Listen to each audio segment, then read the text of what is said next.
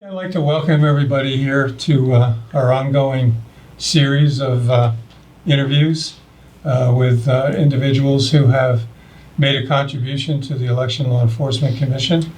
This is part of the oral history of the Commission project, and I'm really pleased today to introduce Lou Thurston, who has made many contributions to the state of New Jersey, but he's here today as a former executive director of the Election Law Enforcement Commission in the foundation years.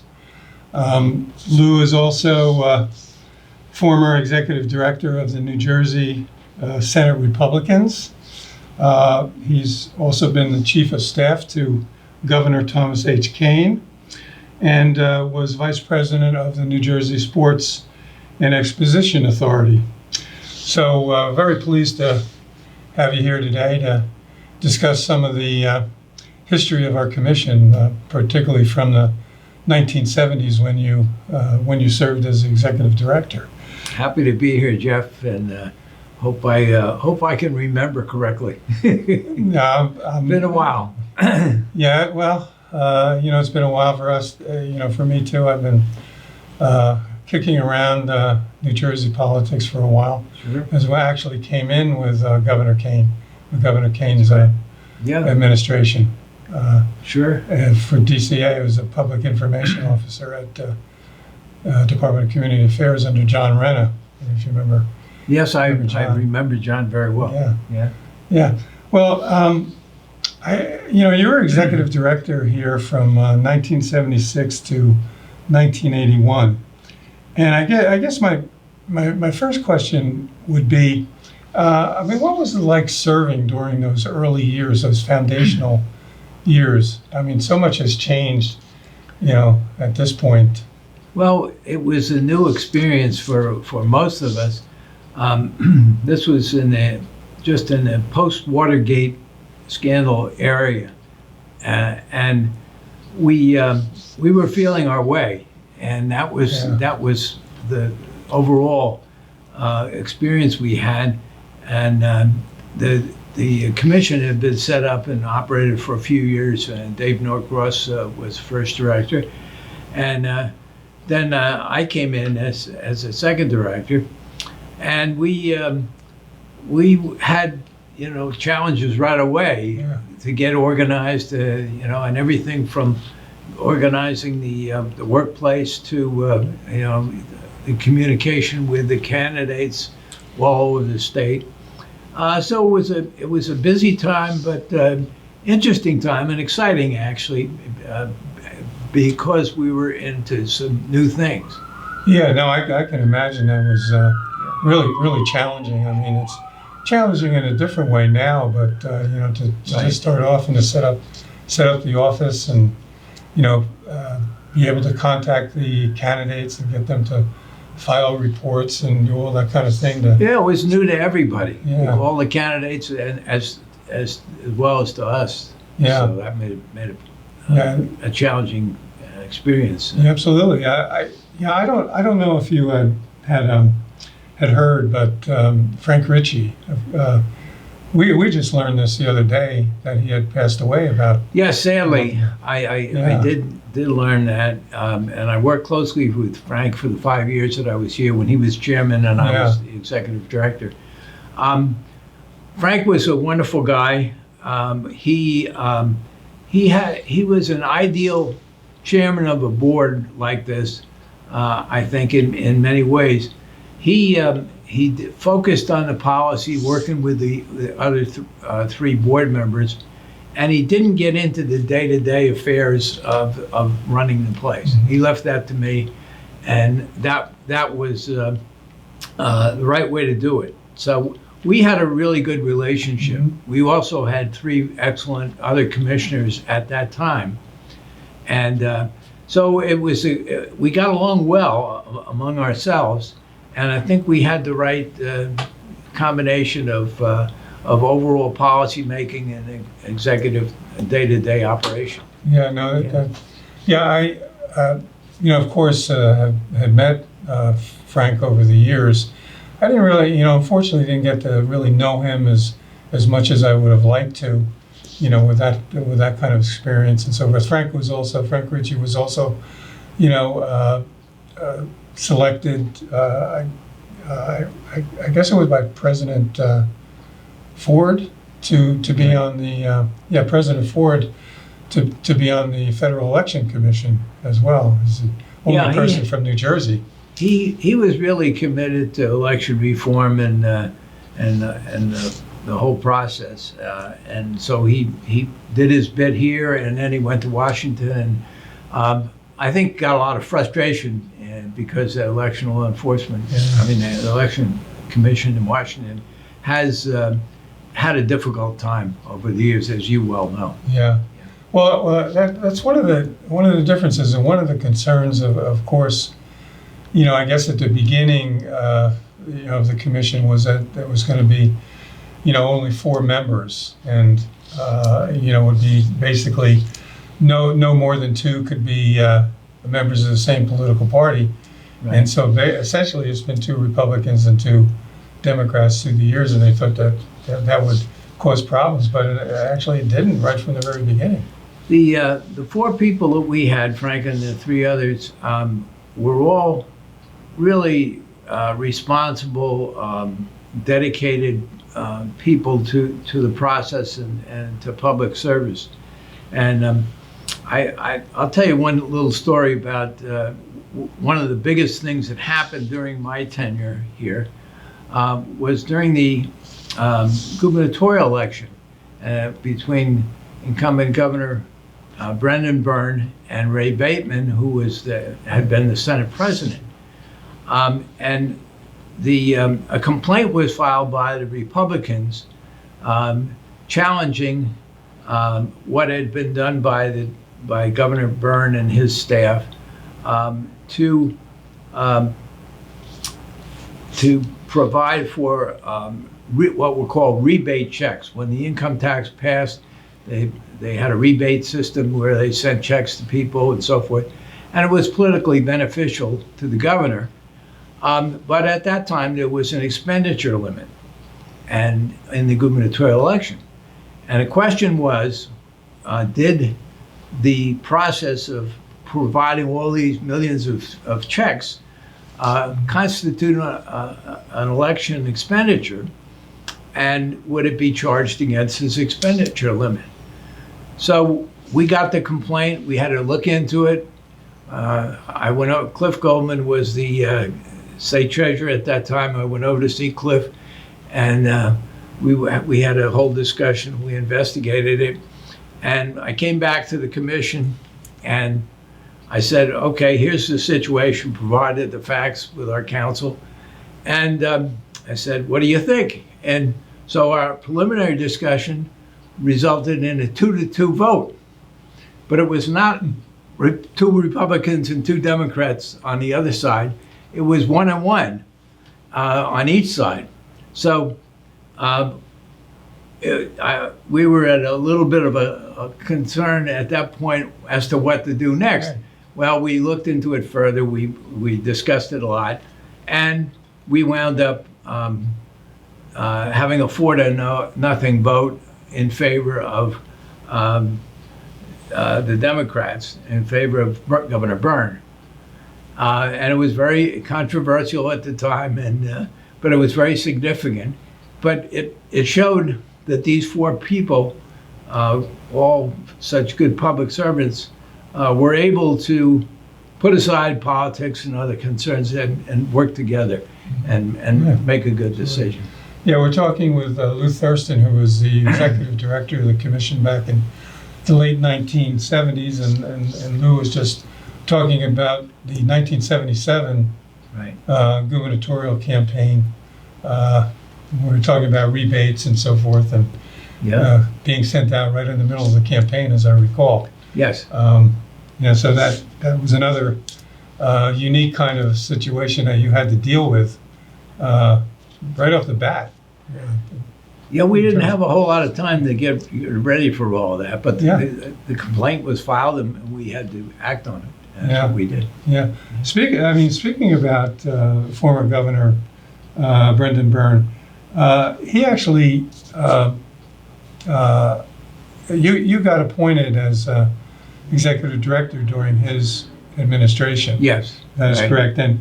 And while he was governor, and this was very important, I think, because it really kind of set a precedent for the for governors not really getting involved in any kind of partisan way Right. with the commission.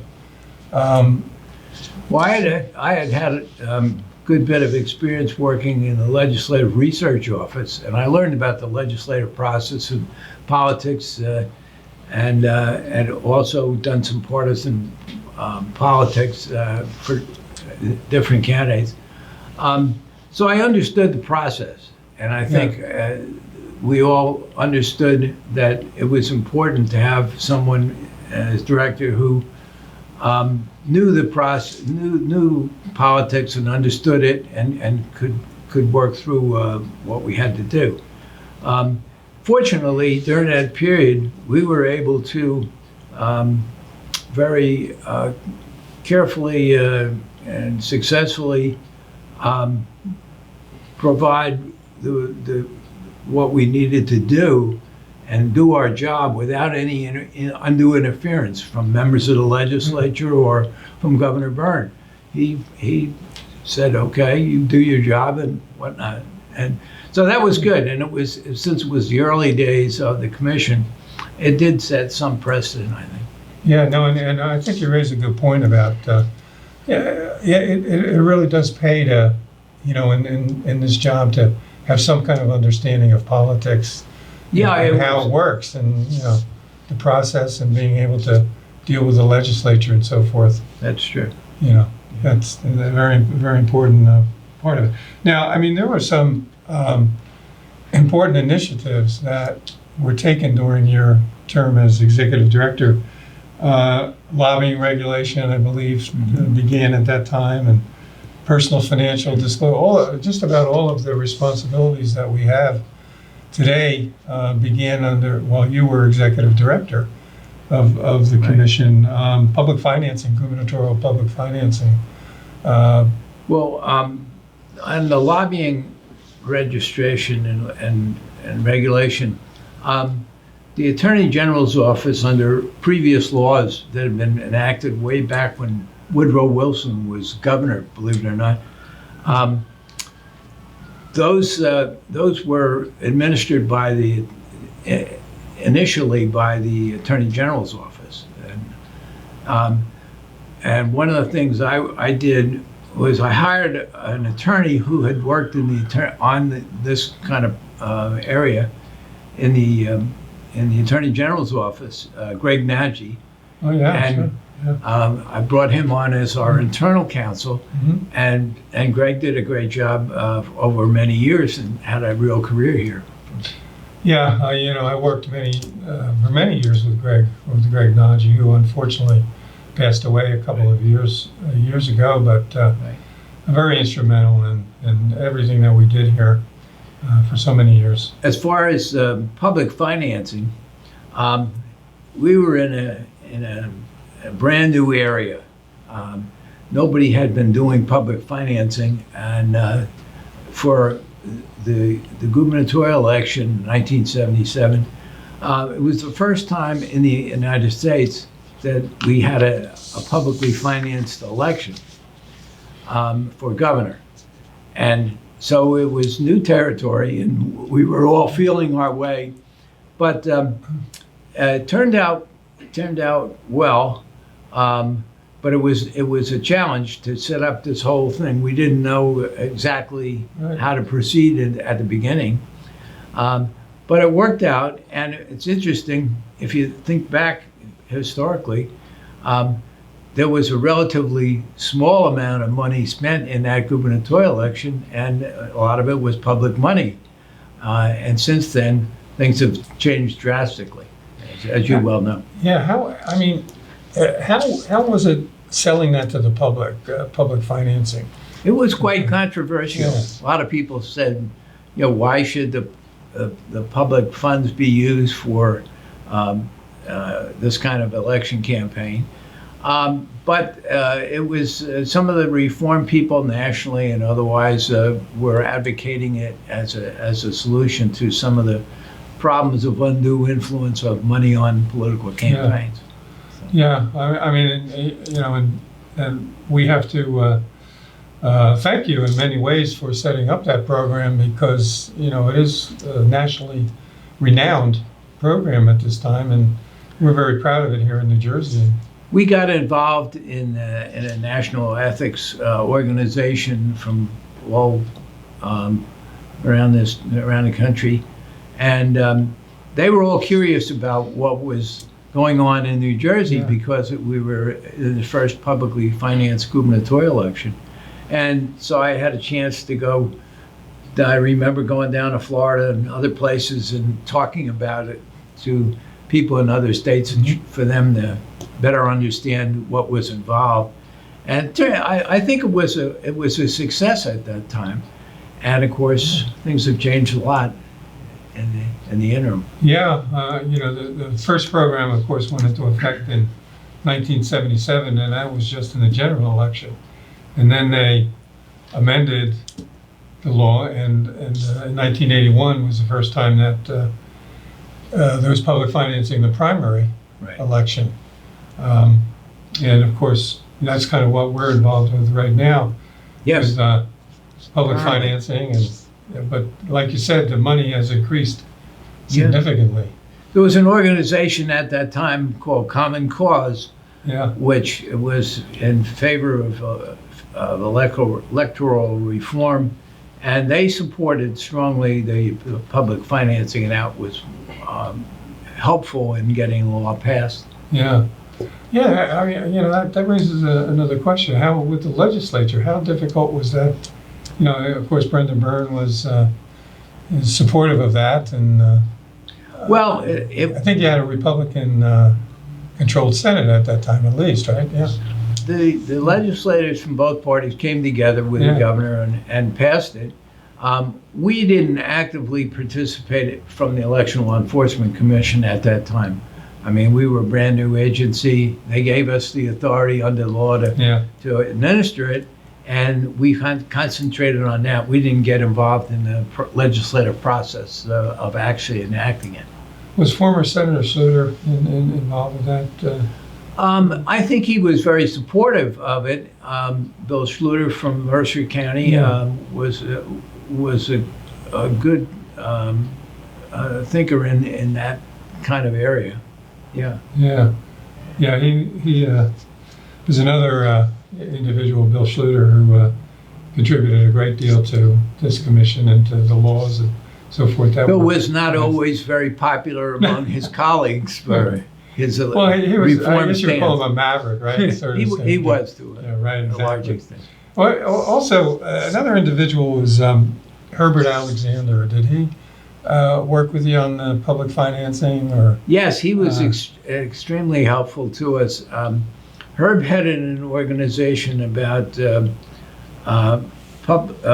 election reform, and particularly he emphasized disclosure of all the information about how campaigns were financed.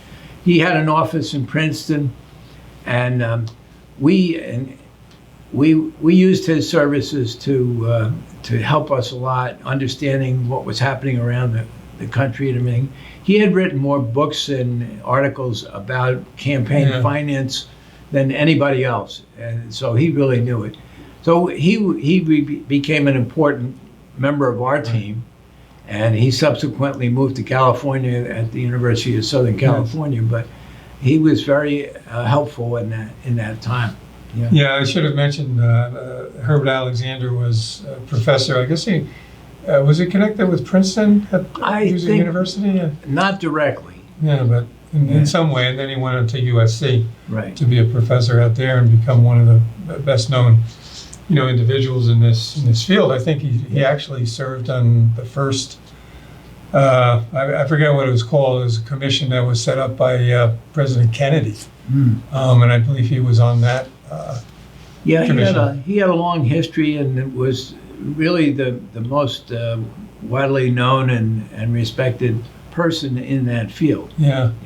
Yeah. Yeah, I know when I first came on here as deputy director, and that was in the 1980s, and I was working on a public financing report, and we had Herb Alexander in as a consultant Right. at that time, so he was continued to be helpful, to the commission. Yeah, it was good to have her available. Yeah, yeah. So sometimes you need that kind of outside Sure. assistance, and he also would come in, I know, and testify before the legislature on different issues that that would come up. Yep. Also, at that time, of course, in 1976 was the landmark U.S. Supreme Court decision in Buckley v. Leo, and it upheld contribution limits, and at that time, it found expenditure limits to be unconstitutional. How did that impact we here in New Jersey with our campaign finance? I think it impacted everybody around the country, including here. The fact that they declared expenditure limits unconstitutional took away a major provision of the laws, and so that changed things for everybody, for the candidates and as well as the regulators. Yeah, one of the things I think that probably stemmed from that decision was the need to do advisory opinions, from here in the commission, and probably many of the other commissions or similar commissions throughout the country. And one thing that we've noticed in recent times, that we hardly ever get asked for an advisory opinion. It's interesting, yes. But I noticed we did a little research and found that there were about 240 advisory opinions that were issued during your years in the commission. Yeah, I'm surprised at that number, but I guess that's what we did. And it was new to everybody, so we were all trying to help each other. Yeah. And we had a particularly good outside counsel too at that time. Many of the state agencies have the counsel from the Attorney General's office. Right. We had an exception under the law creating the commission. We were able to have our own counsel and not someone from the Attorney General's office. So we had a fellow named Ed Farrell, who had been very active in legal circles in Morris County particularly, and he came in and was our counsel, our outside counsel, working also with Greg Nagy, our internal counsel. And they were great. They did a great job for us, and there were so many legal questions that we had to deal with all along the way. Yeah. One of the things with regard to that, and I just wanted to kind of mention, I mean, there's a lot of work that goes into an advisory opinion, and a lot of research, and Right. We're kind of fortunate that things have come so far that candidates out there and the parties and so forth are somewhat familiar with our laws, which of course campaign financing is very complicated, probably among the most complicated of laws. But people have kind of gotten used to it, and we really, as I said before, we really haven't had very many, I think maybe one a year from time to time. Well, I guess people learned about it over time and with their own experiences and others. And so there was less need, I think, over time for those kind of advisory opinions. Yeah. One of the things that's surprising to me is that we don't have more, because one of the issues, as you probably realize, issues change as time goes by, but is independent expenditures and Right. money groups and so forth. And I'm surprised that we haven't had more in the way of advisory opinion requests regarding independent expenditures. Yeah, than we the have. independent expenditures have become such a big part of the whole process. Yeah. When I was here, that was not the case. It was quite different. Yeah. So that made that was a significant difference between then and now. Right. I mean, even just PACs, political action committees, really came into fruition here in New Jersey in the 1980s, Right. which was after you had left as executive director. So it was a different world, but with different issues at that time. They didn't stay the same, like anything else. Yeah. It doesn't stay the same. It changes over time. Yeah. Exactly. A little bit off the subject, but having myself come to state government under Governor Kane when he got elected, you served as the chief of staff to Governor Kane, and I just heard, there was some poll that was taken that I heard on the radio yesterday that he's still the governor that gets the highest approval rating. Yes, I was pleased to see that. I got involved with Governor Kane early on when he was Speaker of the New Jersey Assembly. And it turned out we worked together when I was working at the Senate. He was the Speaker. We also both were teaching at different times as adjunct professors at Rutgers, and we were teaching different courses, but we worked together. We shared an office together. We had some of the same students. And then when he got elected, he appointed Nicholas Brady and myself to be the co-chairman of his transition committee to try to put the government together. And so I got very much involved with that. And then he appointed me to be chief of staff. And so during that whole period and everything, I went probably a whole year or so without a day off. I mean, it was 7 days a week, 24 hours a day. It was really a tough experience, tough on the family and whatnot. But I did that for a while, and then I moved on to other things. Yeah, but there's something similar between what you did as executive director here in the beginning years and the first year of an administration. I mean, that's always the toughest year. Well, right? I think it is. Everybody is new to the process, and it is the hardest area for everybody involved. And there were all kinds of major political issues about taxes and other things at that time. Governor Kane was a wonderful guy to work for. He was a person of integrity. He cared about the people who worked with him, and he was extremely knowledgeable about a lot of things in public service. A problem would come up, and we'd say, well, what are we going to do now? How are we going to deal with this? And he would always know somebody. He had a tremendous network of people throughout the country. And so it was a good experience to be involved with him, and I was pleased to do that. Yeah, one of his,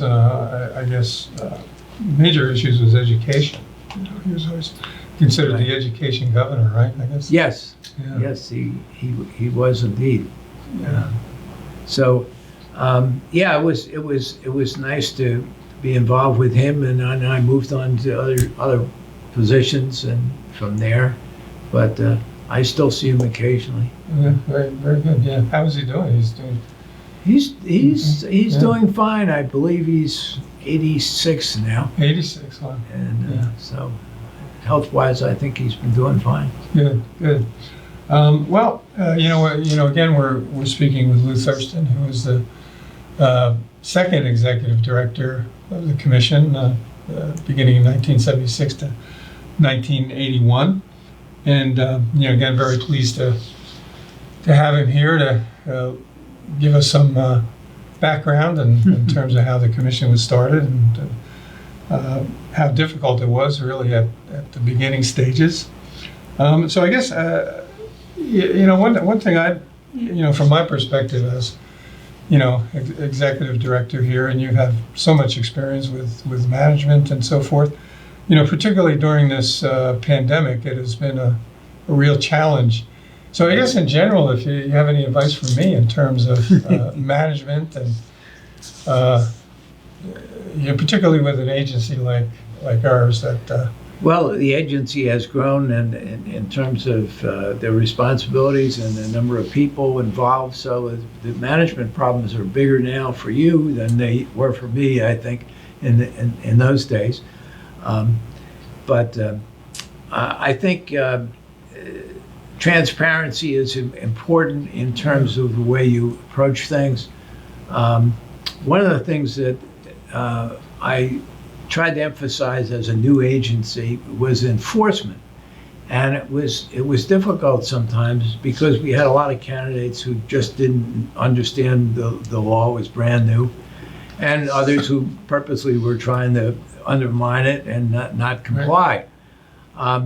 So sometimes we had to make examples of people.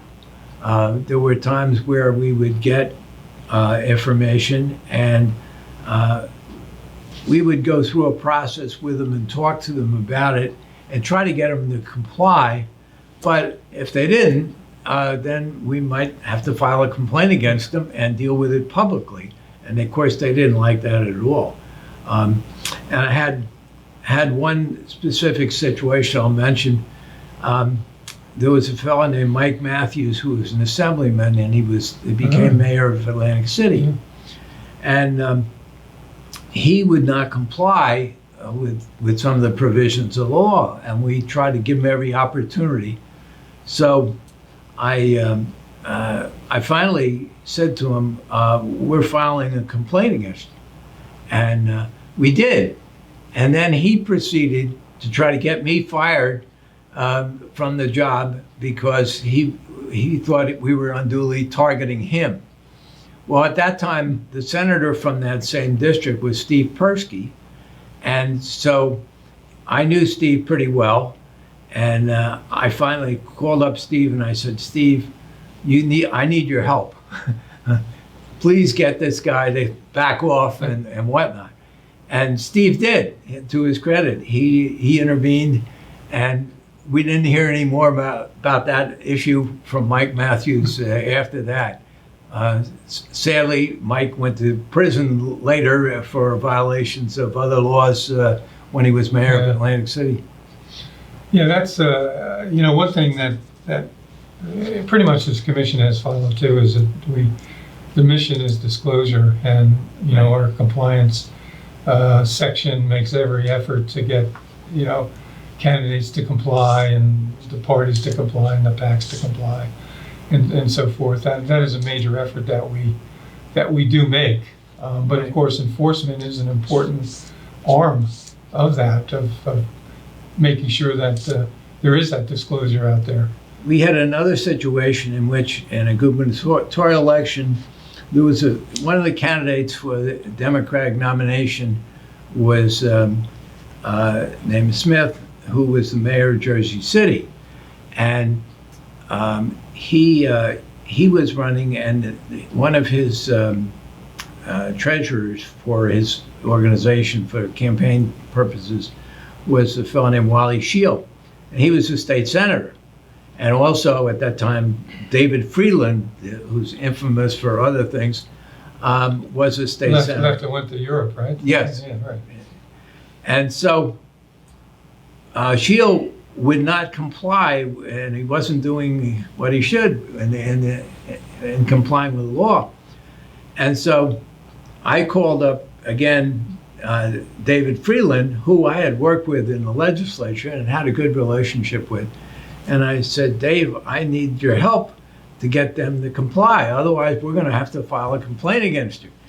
And interestingly, Dave said, come over to the Senate tomorrow. We're meeting. And on the Senate floor, I sat between Senator Wally Shield and Senator Dave Freeland, and we worked it out.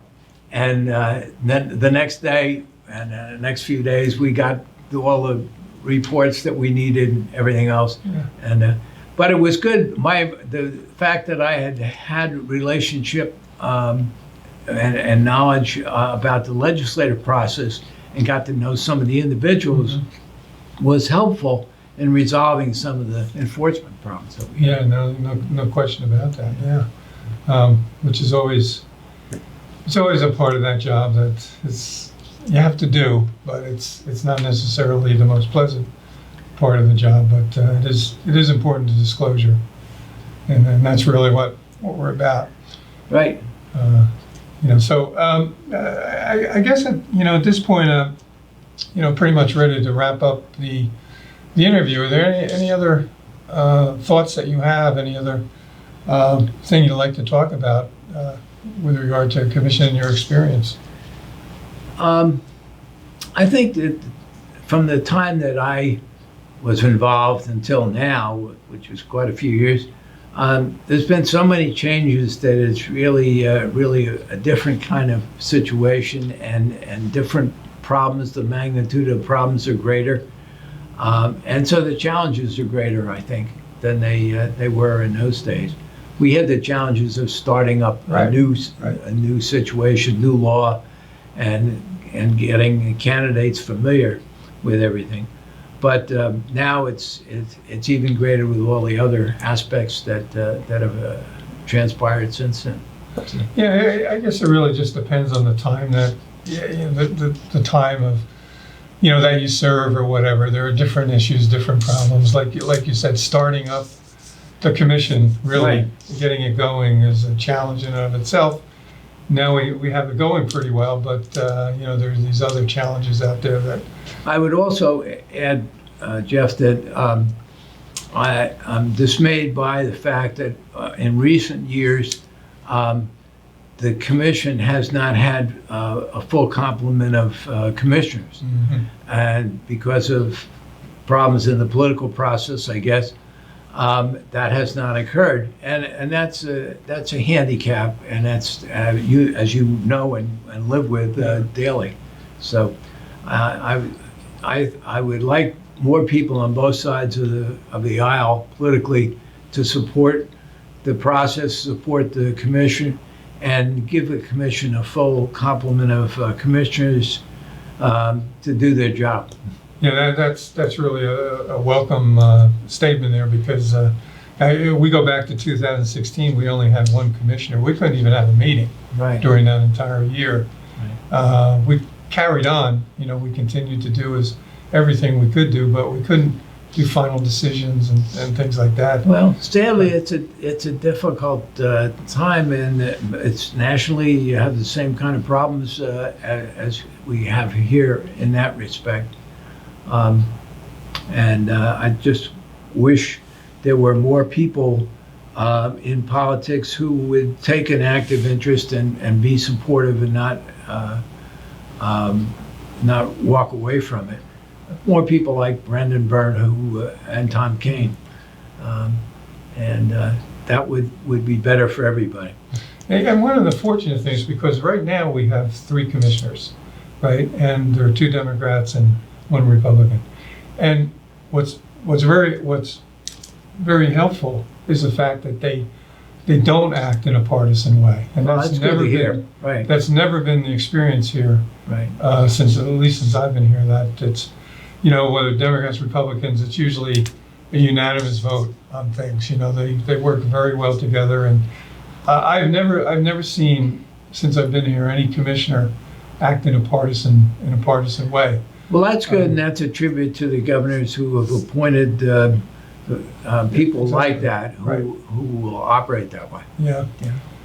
The only time that I remember any kind of a split between Republicans and Democrats was the 2009 gubernatorial campaign, and I guess I was executive director for about a month, where we're in the middle of the gubernatorial campaign. And there was a disagreement in terms of Governor Corzine wanted to change the time of the debate, or the date of the debate. Right. And the commission had to have a meeting in terms of, because Governor Challenger at the time, Chris Christie, didn't want the date changed and so forth. So we had that kind of issue. So that was the only time that there was a partisan split on the commission. The 2 Democrats, voted to to allow the date to be changed, and the two Republicans were against it. And since it was a 2-2 tie, the date remained the same. But that Well, it's was good that the individual commissioners have worked the way they have Absolutely. for the most part. But it would be better even if we did have full complement of people yes, that's to right. get the job done. And we have three commissioners right now, so we're hoping to get a fourth at some point. Good. Well, thank you very much. I think it's been very, very enlightening and very, I think, giving good background in terms of the history of our commission, and we're very pleased to have had you here. And Well, thank you for the opportunity to discuss all this, Jeff, and continued success to you and the other staff and commissioners here in doing a fine job for the state. It's important, and even though it doesn't always get the most attention, it's an important area, and hopefully things will not be a problem, and they will problems will work out as best we can, and so I wish you all a success in that respect, and the commissioners as well. all right, thank you very much. We've been speaking again with Lou Thurston, who was the Executive Director of the Commission between 1976 and 1981. Thank you very much, sir. Thank you.